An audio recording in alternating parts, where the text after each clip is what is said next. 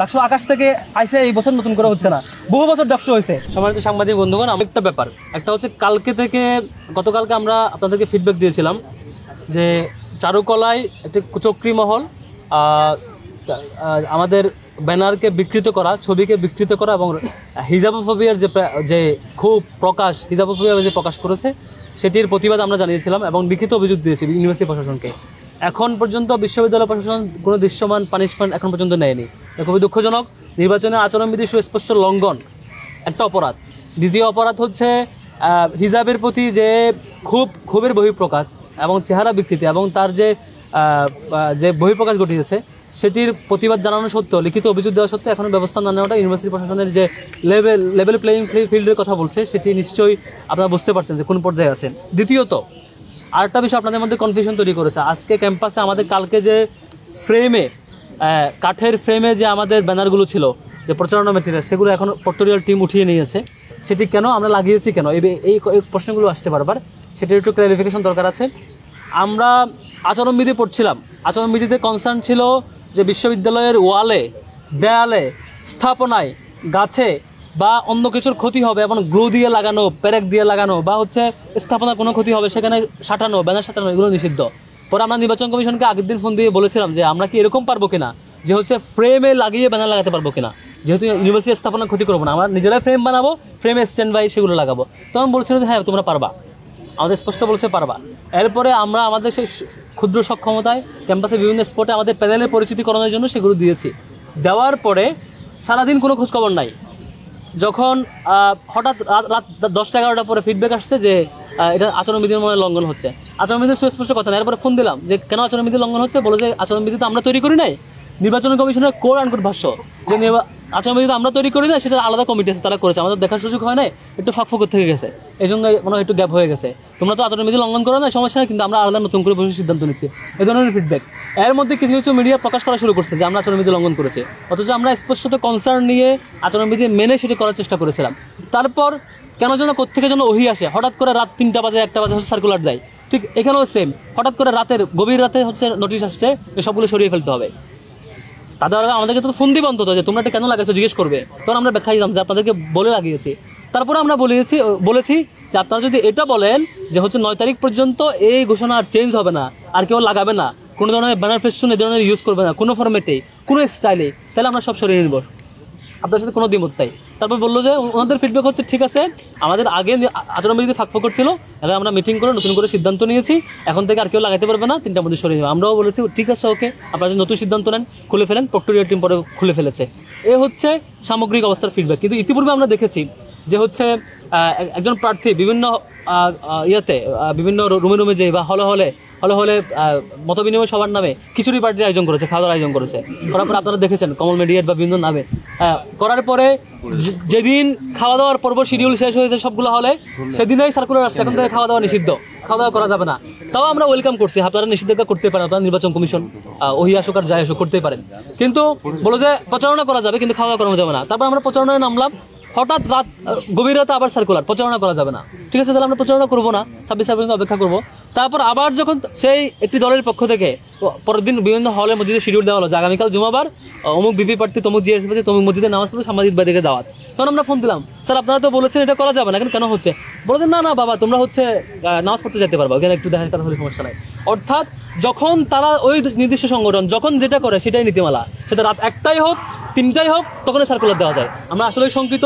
নির্বাচন কমিশনের প্রতি আমার বিনীত অনুরোধ থাকবে, নিয়ম নীতি যা করবেন স্পেসিফিক অ্যানাউন্স করেন যে এটা নীতিমালা, এটা এইভাবে, এটা আর কাস্টমাইজ ভার্সন হবে না, এটাই ফাইনাল। বারবার ঝাপসা ওয়ার্ড রাখবেন, আমাদের সময় সে এক ধরনের ব্যাখ্যা দিবেন, স্বতন্ত্র শিক্ষার্থীরা করলে তখন তাদের উপর চাপাই ধরবেন, বা অন্য কোনো প্যানেল করলে চাপাই ধরবেন, কিন্তু আপনাদের পছন্দের একটা দল কখনো করলে তখন তাকে ফ্লেক্সিবিলিটি দেবেন, তখন একটা নতুন ব্যাখ্যা দাঁড় করাবেন। এটা আমরা খুবই দুঃখজনক। তবে আমরা রেসপেক্ট জানাই নির্বাচন, আমরা টোটাল ডাকসু যে হওয়া দরকার, ডাকসুর পরিবেশটা অটুট রাখা দরকার, সেই জায়গা থেকে আমরা বলেছি ঠিক আছে আপনারা অনুমতি সাপেক্ষে আমরা লাগানোর পরেও যদি আপনাদের কনসার্ন থাকে, নতুন করে সিদ্ধান্ত নেন, নতুন সিদ্ধান্ত প্রতি রেসপেক্ট, আপনারা সবগুলো খুলে ফেলেন। এখন প্রক্টোরিয়াল টিম সবগুলো খুলে ফেলেছে, আমরা দ্বিমত করি নাই। আমরা এখন অপেক্ষায় আছি যে আবার কখন ওহি আসে এবং নতুন করে সার্কুলার আসে যে হ্যাঁ পোস্টার লাগাইতে পারবা, যে এমন সার্কুলার আসে তখন আমরা সেটা মানবো না নিশ্চয়ই। কারণ বারবার এই ওহি আসতে থাকলে নির্বাচনের রায়ের দিনও হয়তো এরকম ওহি আসতে থাকবে উপর থেকে।